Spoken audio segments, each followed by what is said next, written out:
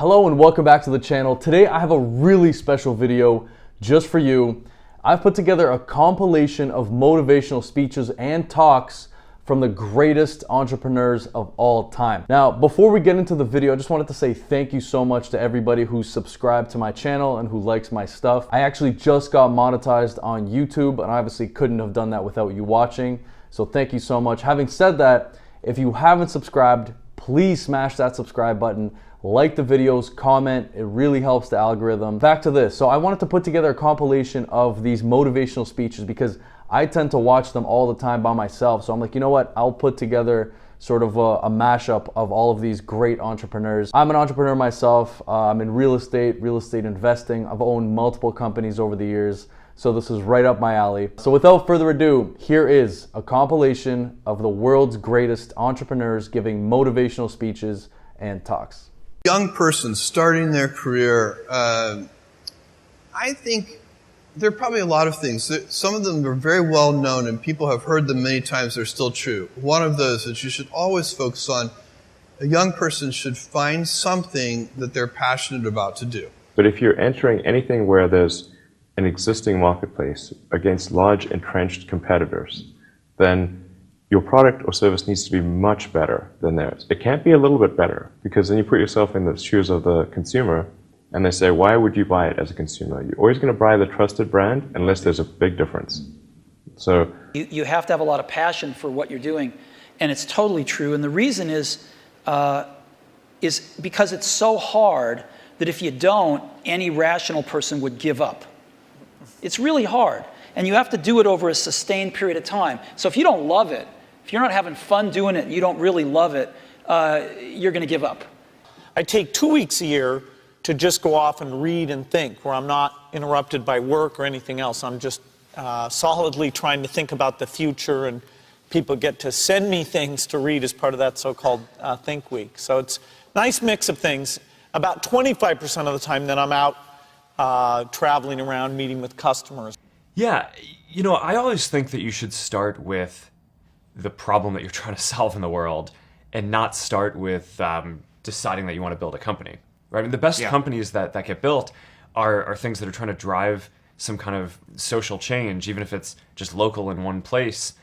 Well, by far the best investment you can make is in yourself. I mean, for example, communication skills. I tell the students that come that they're going to graduate schools and business, and they're learning all these complicated formulas and all that. If they just learn to communicate better, and both in writing and in person, they increase their value at least 50%. If we take money from someone, this is kind of like hiring someone that we can never fire. We can never get rid of, right? So that means, do we really want to work with this person? Is this person going to be someone that really pushes us in the way that we need to be pushed? But today, if you want to be a great company, think about what problem you can solve. It's not to catch the opportunity. It's about solving the social problems. Because company like Alibaba, we're growing so fast, it's very difficult for one opportunity that can make us last. Such an organization with the power by internet, with millions of SMEs, with 400 million consumers, what kind of problem can solve? Well, there's a sense that there are all these people who are ahead of you. So there's always this sense there's so many people who are much better or just as good as you. So who are you to think that you can do anything different? And obviously, when everybody starts to think that, nobody does anything. In fact, it becomes self-fulfilling. What matters eventually is the quality of the investment decisions made and the acuity with which those are made. And it's somewhat similar to the analogy that people used to make when newspapers were read more frequently than they are today, which is not to get sucked up into believing your own headlines. I think my favorite line is, I had all the disadvantages necessary for success. You know, when you're raised on the south side of Chicago, you probably want to move someplace nicer.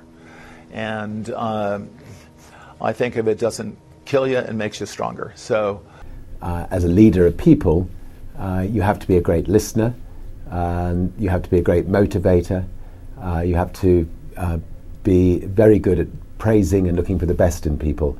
And people are no different from flowers. If you water flowers, they flourish. If you praise people, they flourish. And it's very rewarding when you work on something you think is going to make a big difference.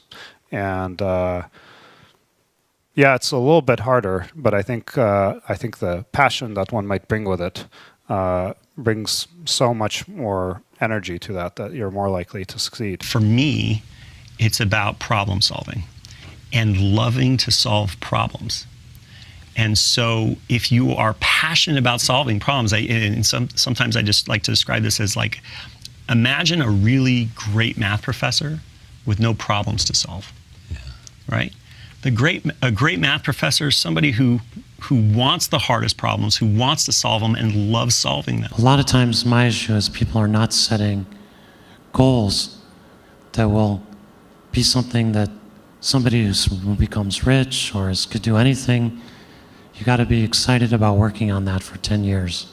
So you got to have a big enough goal that you attract the best people and you retain them and you keep them focused. It's extremely important to create the right people around yourself in the company.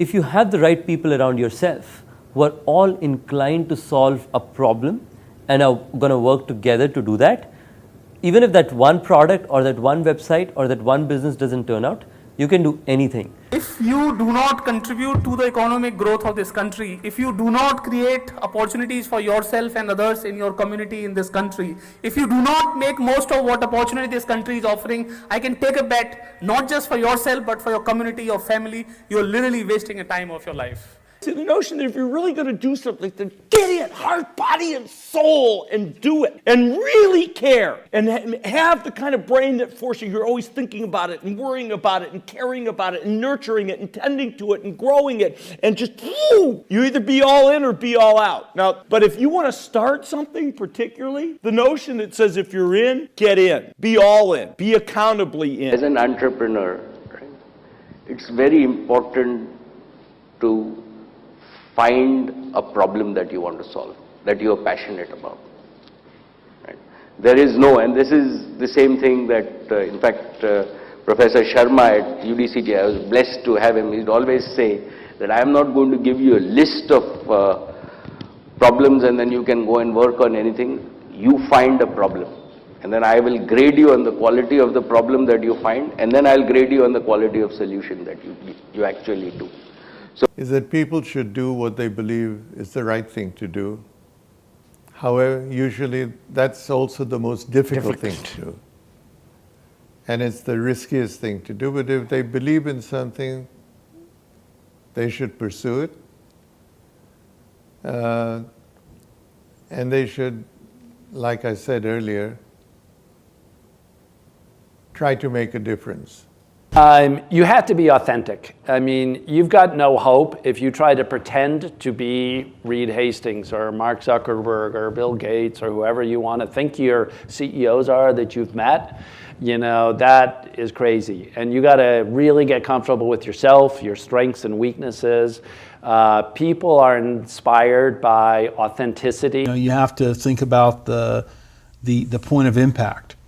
If you're running a business with 100 people, the point of impact for the leader is very different than if it's 1,000 people or 10,000 or 100,000. And so that's the frame of reference that I've always used, is to say, okay, if I'm leading this organization, what are the things that actually I can do to cause it to be successful? If you're going to be an entrepreneur, you better be prepared for long hours and a lot of dark moments. And I guess that's one thing that's shown in the book. And I think you really have to have a passion about it, and you have to have a reason to succeed. It isn't to be just something that you want to be, that you have to have a niche and a passion. You need those two. The business is people, yesterday, today, and forever. And as among employees, shareholders, and customers, we decided that our internal customers, our employees, came first. The synergy, in our opinion, is simple. Honor, respect, care for, protect, and reward your employees, regardless of title or position. It was a unique situation and a unique point of time, and honestly, it made us work harder. Like I said, Like, I'm not sure that people should avoid working with larger firms. I don't think people should avoid working with smaller firms. I think people just have to find the right people to work with. It's like hiring employees. When you bring someone onto your board, that's for life. You can't fire a board member. I never believed that the consequences of losing were as bad as some other people might have thought. You know, oh my goodness, I've lost my money or what have you. I mean, I just wasn't motivated along those lines. And I was very, very, very sure that what we were doing was extremely important and was destined to be successful. We just didn't quit. And I think a lot of people who try to do what we did or try to do other things, they quit, they stop short. And a lot of people ask, well, why didn't you quit? And the reason we didn't quit is if you start a company, very simply, you have to know something no one else knows about your business. Otherwise, why are you doing it? And why doesn't it already exist? So the big question is, what do you know that no one else knows about your business? You need to have a unique insight.